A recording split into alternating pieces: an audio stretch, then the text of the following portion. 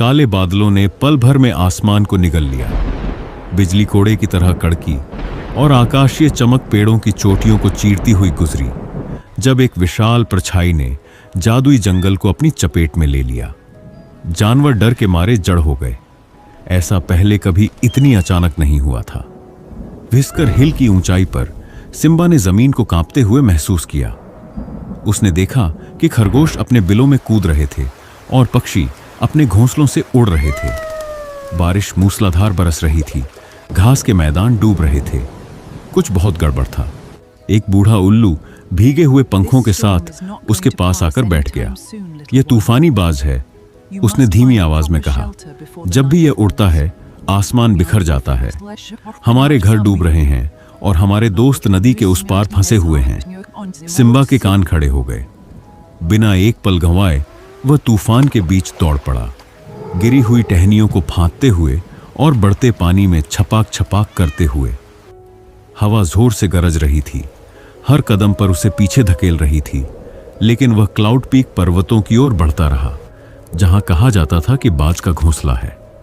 चढ़ाई खड़ी और फिसलन भरी थी। उसके पंजों के नीचे पत्थर बिखर रहे थे और तेज हवाएं उसे पहाड़ी किनारे से लगभग गिरा ही देती। पहाड़ की चोटी पर सिम्बा को तूफानी बाज मिला, विशालकाय। उसके पंख बिजली से चमक रहे थे। उसकी पुकार चारों ओर से काले बादलों को बुला रही थी। बाज ने सिम्बा को देख लिया और एक गड़गड़ाती चीख छोड़ी। उसके पास एक बिजली गिराई। सिम्बा पीछे लुढ़क गया। उसका दिल जोर से धड़क रहा था। तभी उसे बाज के घोंसले के पास बेलों में उलझा एक अजीब चमकता हुआ क्रिस्टल दिखाई दिया। जब भी बाज उससे टकराता, तूफान और भी उग्र हो जाता। तुरंत सोचते हुए सिम्बा गिरती बिजलियों के बीच से दौड़ा और छलांग लगाकर क्रिस्टल को बेलों से खींच निकाला। जैसे ही वह घोंसले से अलग हुआ, हवा शांत होने लगी।